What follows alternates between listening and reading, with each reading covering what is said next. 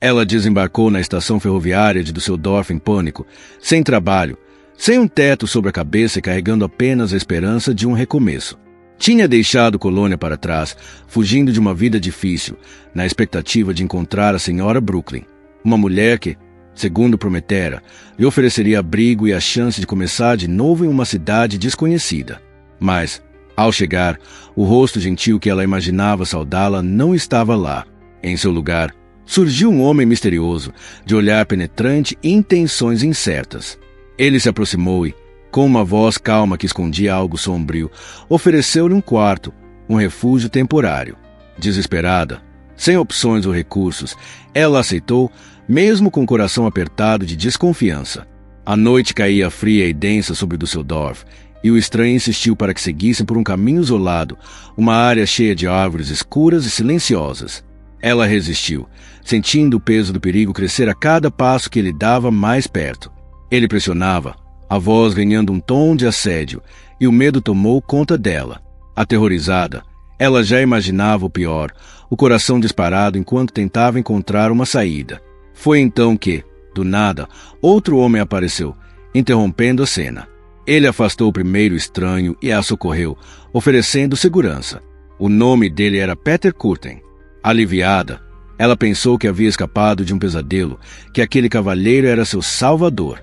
Mal sabia ela que, naquele 14 de maio de 1930, Maria Budlies estava frente a frente com o infame vampiro de Düsseldorf, e que, sem querer, ela se tornaria a chave para sua captura. Bem-vindos a mais uma história aqui no canal. Se você curte conteúdos que misturam o assustador, o bizarro e o misterioso, chegou ao lugar certo. Toda semana, soltamos pelo menos 3 vídeos mais longos, além de um curta por dia. Então tem muito material para quem gosta desse tipo de vibe. Se essa é a sua praia, não esqueça de curtir, se inscrever e deixar um comentário com sugestão de temas que você quer ver por aqui. As fontes e créditos estão sempre na descrição. E agora bora mergulhar nessa história intrigante. Música. O que me levou a trazer a história do vampiro de Düsseldorf para o canal foi uma curiosidade que começou há um tempo. Lembro de ter assistido a um documentário, acho que era Turismo Macabro da Netflix, mas não tenho certeza, e um dos episódios falava sobre pessoas que se consideravam vampiros na vida real. Achei aquilo fascinante e fui atrás de mais informações. Descobri que existe uma condição médica chamada Síndrome de Renfield, ou vampirismo clínico, em que algumas pessoas sentem uma necessidade real de consumir sangue. Elas se reúnem, às vezes semanalmente, para fazer isso de forma controlada, seja cortando a si mesmas, bebendo sangue de animais ou até de outros humanos, muitas vezes com supervisão médica para garantir que tudo seja seguro e rastreável. É um tema pouco estudado, mas real, e tem gente que precisa até receber sangue por via intravenosa. Fiquei intrigada com isso tudo e pensei, quero fazer um vídeo sobre 3 assassinos que foram chamados de vampiros. Mas, enquanto pesquisava, a história de Peter Kürten me fisgou tanto que decidi dedicar um vídeo só para ele. Então me digam nos comentários, vocês querem um vídeo futuro com mais casos de vampiros reais? Não são vampiros de filmes como Crepúsculo ou da mitologia, mas pessoas que, de fato, tinham essa obsessão por sangue. Peter Kürten, além de ser apelidado de vampiro pela mídia e pelas vítimas, foi também um serial killer brutal. Hoje, vamos explorar a fundo esse caso que mistura horror e história. Preparem-se, porque essa jornada vai ser intensa. Peter Kürten nasceu em 26 de maio de 1883, em Mulhein, perto de Colônia, na Alemanha. Em 1893, sua família se mudou para Düsseldorf, e desde cedo ele já carregava o peso de uma vida marcada por abusos. Era o terceiro de 3 irmãos, criado por um pai alcoólatra e violento, que espalhava terror em casa. A mãe, sobrecarregada e emocionalmente distante, não oferecia alívio ou afeto aos filhos. Como é comum em muitos casos de serial killers, o ambiente em que Peter cresceu era um caldeirão de traumas. Desde pequeno, ele exibia comportamentos perturbadores, influenciado por um vizinho que o ensinou a torturar e matar animais.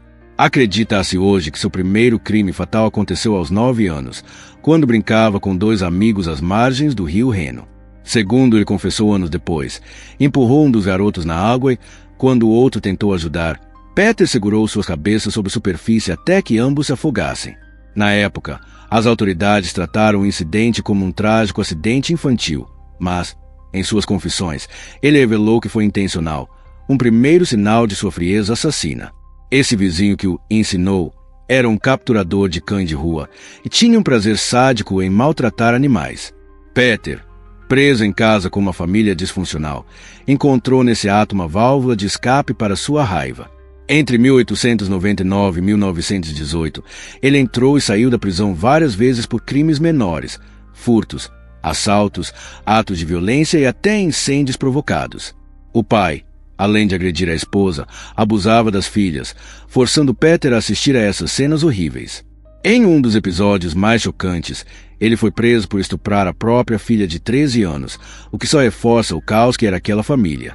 Apesar disso, entre 1921 e 1925, Peter conheceu uma mulher chamada Auguste e se casou com ela. Curiosamente, ela também tinha um passado sombrio. Havia matado um ex-noivo que a abandonou após prometer casamento. Antes de conhecê-la, Peter já vivia à margem, sem emprego fixo, sustentando-se com pequenos crimes. Em um dia de verão de 1913, ele invadiu uma estalagem com a intenção de roubar. Não encontrou dinheiro ou objetos valiosos, mas deparou-se com Christine Klein, a filha de 10 anos do dono, dormindo tranquilamente. Ele a sufocou e, enquanto ela lutava pela vida, esfaqueou-a 4 vezes no pescoço com uma faca. Peter descreveu depois como ficou fascinado ao ouvir o sangue escorrendo, um momento que marcou o início de sua obsessão. Ele deixou um lenço com as iniciais PK na cena, mas, por sorte ou ironia, o dono da estalagem acusou o próprio irmão, que tinha as mesmas iniciais. O caso foi a julgamento, e Peter acompanhou tudo de perto, achando graça por escapar enquanto outro levava a culpa. Sem provas suficientes, o tio não foi condenado e o crime ficou sem solução por 17 anos, até que Peter confessou. Foi em 1929 que seus assassinatos em série explodiram. Uma mulher de 55 anos chamada Apoloníaco voltava para casa à noite, perto de um campo deserto. Peter atacou com uma tesoura, esfaqueando-a várias vezes no rosto, braços, mãos e nuca. Seus gritos atraíram atenção e ele fugiu. Apolonia sobreviveu, mas precisou de 18 pontos e carregou o trauma para sempre. 5 dias depois, Rosa Oliger, de 9 anos, se perdeu ao entardecer. Aliviada ao ver um homem gentil se aproximar, ela confiou que ele a levaria para casa. Em vez disso, Peter a esfaqueou 13 vezes com sua tesoura, arma que se tornaria sua assinatura, e deixou o corpo perto de uma cerca. Ele abusou dela após a morte e voltou à cena dias depois para saborear o crime, algo que lhe dava um prazer doentio. O corpo só foi achado 4 dias depois. Em seguida, ele matou um homem de 53 anos, atacando pelas costas, mostrando que sua violência não tinha limites ou padrões. Ainda em 1929, casado e vivendo uma fachada de normalidade com Auguste, que nunca suspeitou de nada, Peter conheceu Maria Ram, uma empregada doméstica. Eles flertaram, passaram um tempo juntos e ela se sentiu segura o suficiente para planejar o encontro. Em 11 de agosto, saíram para um passeio romântico. Ele a levou para uma floresta e lá a esfaqueou brutalmente, 3 vezes na têmpora, 10 no peito e 7 no pescoço. Foi com Maria que ele começou seu ritual de vampiro, bebendo o sangue que escorria de seus ferimentos, embora tenha vomitado logo depois. O corpo dela só foi encontrado um mês depois, escondido na mata. Nos meses seguintes, ele desacelerou, mas voltou com força em 24 de agosto de 1930, matando 2 irmãs adotivas, Gertrude Macher, de 5 anos, e Louise Lenzen, de 14. Ele a sufocou e cortou seus pescoços. Crimes tão brutais se alarmaram do seu Dorf inteira. A cidade já sabia que um assassino estava à solta, mas essas mortes reacenderam o pavor. Em 30 de setembro, Ida Reutier, outra vítima enganada por seu charme, foi jantar com ele. Após um passeio, Peter a golpeou na cabeça com um martelo, sua nova arma, e a estuprou. Em outro caso, Elizabeth, de 22 anos, foi atacada após vários encontros. Ele a esfaqueou 8 vezes e a abandonou, achando que estava morta. Ela foi encontrada viva, mas morreu no hospital sem recobrar a consciência. Em novembro de 1929, Peter, que frequentava a igreja para manter as aparências, atraiu Gertrude Alberman, de 5 anos.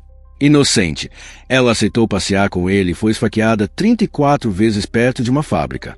Ele tentou beber seu sangue e o corpo mutilado foi achado 2 dias depois. Insatisfeito por Maria Hannon ter sido descoberta, Peter enviou cartas e esboços à polícia e à mídia, revelando a localização exata do corpo.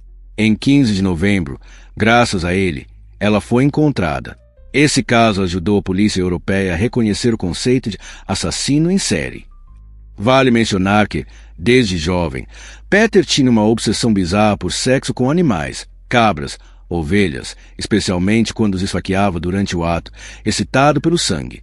Em dezembro de 1929, ele cortou o pescoço de um cisne e bebeu seu sangue, um ato que chocou ainda mais.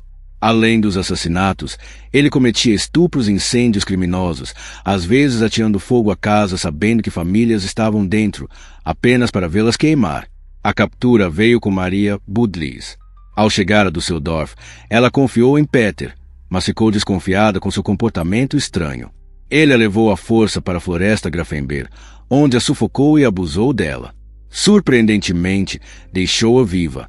Maria escreveu uma carta à senhora Brooklyn, relatando o ocorrido e suspeitando que havia encontrado o vampiro de Düsseldorf, nome que já ecoava na mídia. Por engano, a carta chegou à família Brugmann, que a entregou à polícia. Enquanto isso, Peter, sabendo que Maria o denunciará, confessou tudo à esposa, sugerindo que ela o entregasse pela recompensa.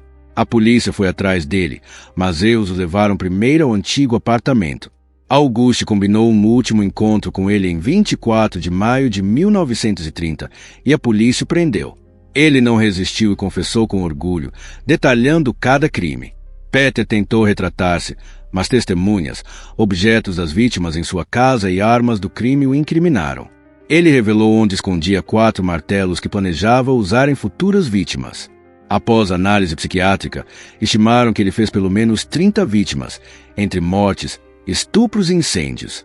Em 22 de abril de 1931, foi condenado à morte por 9 assassinatos e a 15 anos por 7 tentativas. No dia 2 de julho, foi decapitado na prisão de Colônia. Dizem que, antes de morrer, perguntou ao psiquiatra se ouviria o sangue jorrando de seu pescoço após a guilhotina, uma última prova de sua obsessão mórbida. Achei curioso que, em 1931, ainda usassem decapitação. Hoje, a pena de morte, onde existe, costuma ser por injeção letal ou cadeira elétrica. Os crimes de Peter foram horrendos, especialmente contra crianças, marcando como um psicopata implacável. E aí, o que acharam? Comentem suas impressões. E até a próxima história.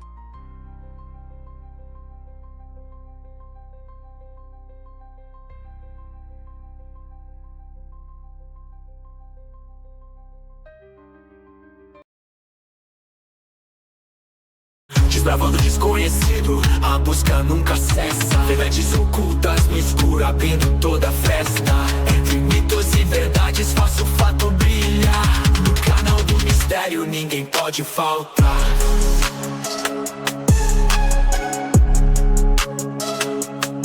Os sussurros do vento, pistas da neblina.